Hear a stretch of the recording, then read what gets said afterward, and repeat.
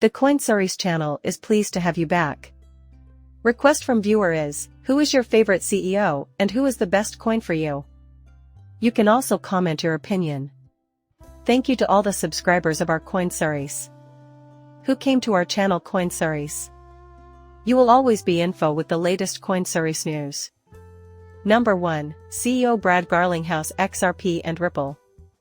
Number 2, CEO Grayscale SEC. Number 3, CEO JP Morgan Bitcoin. Number 4, CEO Brian Armstrong Coinbase. Please like my video and subscribe my channel. As we enter the week following Bitcoin ETFs, the crypto markets are eagerly awaiting whatever the future holds. This video aims to give a concise outline of what to expect. The crypto market is currently down, with most assets losing 1 to 2% and others falling considerably more, as the early enthusiasm and fear of missing out fade. A lot of people are blaming Grayscale, whose prices are ridiculous, for this. Sales of Bitcoin are, unsurprisingly, skyrocketing. All the exchange-traded funds (ETFs) are buying offsets, including Fidelity, BlackRock, ARK, and every other ETF imaginable. From what I can tell, it isn't the outcome in this case.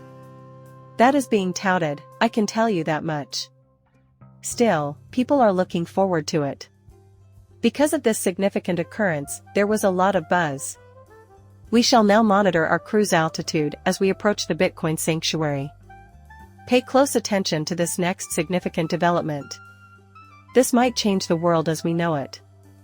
I can confirm that this happens. On top of that, I cannot understand it.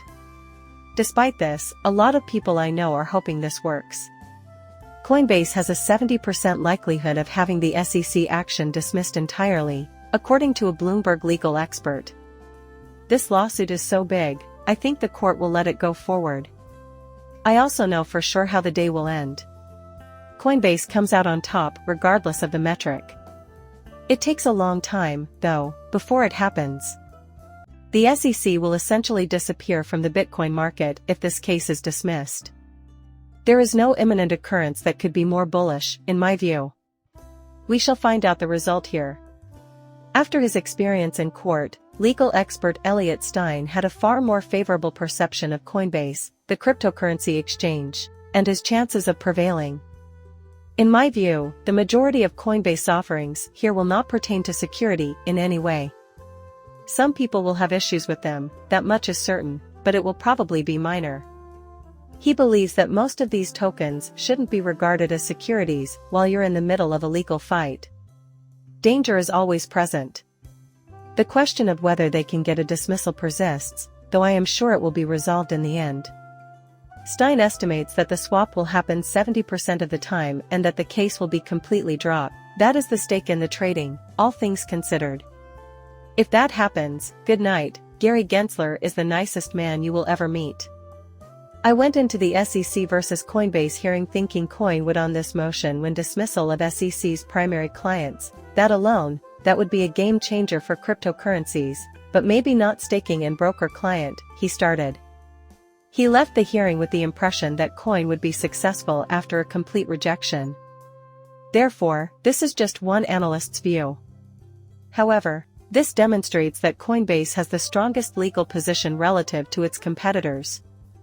The judge is being very critical of the SEC here. The agency is, once again, apparently, just making things up without any genuine justification. It will likely take some time for the judge to make a decision if this happens, as is the case with most court matters. After we get that, what does the SEC do? It wouldn't take long to determine the result. In this we trust and hope. However, we are committed to being here for the long term, so we will still succeed even if that does not occur. Given this, we should be able to continue our rapid ascent during the upcoming bull run. A major boost, though, would come with a resounding triumph at this point. A huge number of Chinese consumers are investing in the cryptocurrency market despite the fact that it is against the law in China. Chinese entrepreneurs are coming up with creative solutions to circumvent the crypto ban by utilizing social media and other payment channels. We crypto enthusiasts won't ever have to worry about losing access to these tools, because many of these restrictions don't care about us. The goal, isn't it, to have everyone buy in? The capacity to effortlessly draw in new customers and funding is crucial. Still, we're essentially recapturing that genie if we keep doing these things. We will succeed despite their best efforts to impose regulations. We can see that tactic in operation right here in China.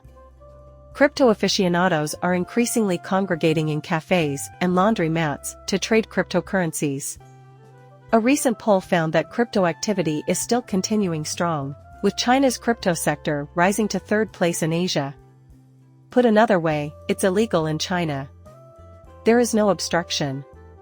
There is still a fair amount of activity coming out of their country. Legalizing and regulating crypto trading will undoubtedly cause the space to boom with the flood of wealth that would result.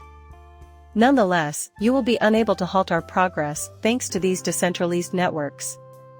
Nobody can prevent others from using it, regardless of how many regulations you impose. This article aims to give readers an explanation as to why BlackRock has no plans to launch a Ripple XRP ETF. As I perused the materials, I noticed that BlackRock is hesitating to launch a Ripple XRP ETF due to the numerous regulatory unknowns around XRP. If the case is still pending, an appeal could state that anything negative could happen even if Ripple has won the lawsuit outright. While I can see why large financial institutions like BlackRock and Fidelity would be wary of getting involved, I still don't believe that's the reason why an XRP ETF isn't accessible just yet. I want to know who's behind this. Also, it's worth noting that Judge Torres recently assigned a classification to XRP. There is some regulatory ambiguity because it does not seem to belong in the security or non-security categories. By the way, who said these things? Our esteemed colleague Charles Gasparini has arrived. The idiocy of this fool. The law of the country mandates it, I mean, really. It's easy to see XRP. Do not worry, XRP is not a security. Are the ongoing litigation having an effect on XRP? Of course, I'm assured. Even if that were the end goal, I do not think there is enough demand for a BlackRock Fidelity to create an ETF product right now. In all candor, it appears that it would be ineffective. Would you believe it? Is Bitcoin there right now? At this time, it's safe to say that no cryptocurrency is ready for usage except Ethereum. However, that will change in the future. Currently, we are just exploring the demand for Bitcoin. However, this will expand to the entire crypto market and lead to the availability of an XRP ETF. Next, we'll go into further detail about it. Currently, there is no need for an XRP ETF. The ongoing legal matter is definitely getting in the way of our progress. I still don't think they'd start an ETF right now, even if it vanished today. Without a doubt, that will happen. Take your time. Also, you may see ETF activity around a few of your favorite major cryptocurrencies, like Cardano, Polkadots, or whatever else you like. I don't know how to pronounce Alan B. Watts' name, but here we have another Alan that carelessly dumps 10 to 25,000 Bitcoin every day. All because they are unwilling to reduce their costs. Bitcoin might lose the biggest lead it has ever had. A common response I get is, don't worry, they can lower their fees down the road.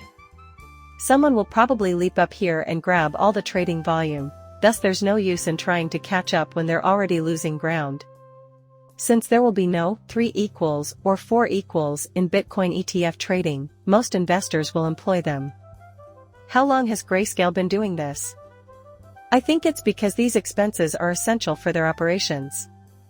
Upon closer inspection, it becomes apparent that the conglomerate, the name of which eludes me at the moment, is in a state of severe crisis and may be in dire need of financial assistance. Hence, instead of playing the long game and winning, they would rather sit here and earn enormous management fees and cash flows instantly.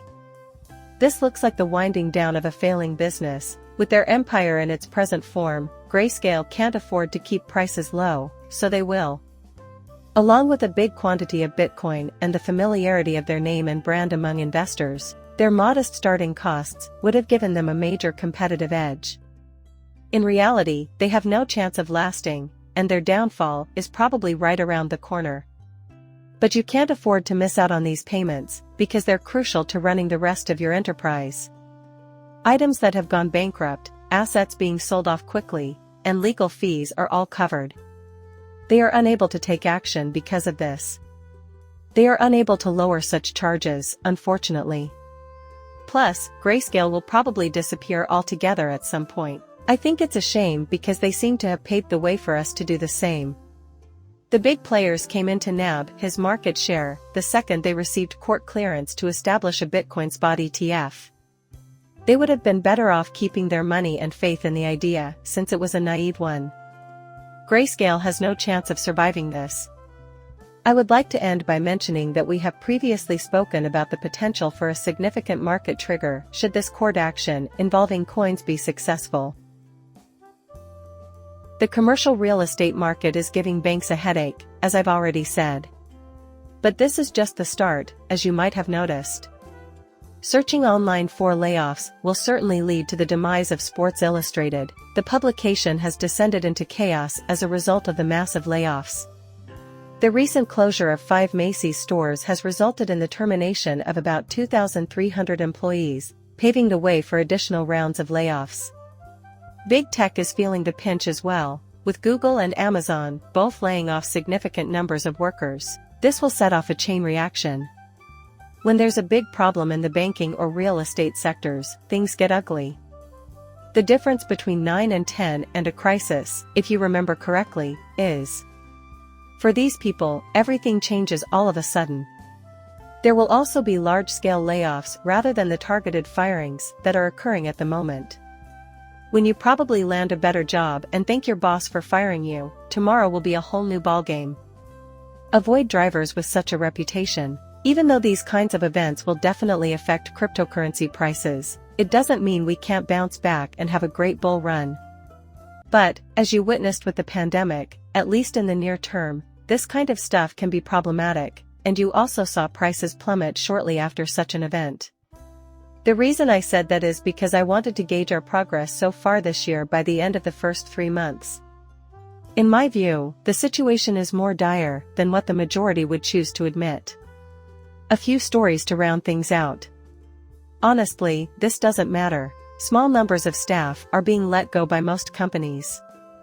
The problem could arise, though, if this trend continues. It should be closely watched. I mean it literally. Arm yourself, brace yourself to ride out the storm, and be ready to keep amassing riches. Most individuals aren't ready to go and don't have extra cash lying around, so that's why we see that happening. Despite these exaggerated assessments, individuals still won't act as if their financial situation is worse. There are occasions when people need cash so badly that they have to sell their Bitcoin at record lows. You do not want such things. This is something to think about. In instance, you may see prices plummet due to the present situation of the cryptocurrency market. Trading will not be a means by which I transfer my principal holdings. This is not to say that it will happen, but it is possible. Leave a comment telling me what you think. Kindly continue to subscribe and like. Coming up shortly, farewell.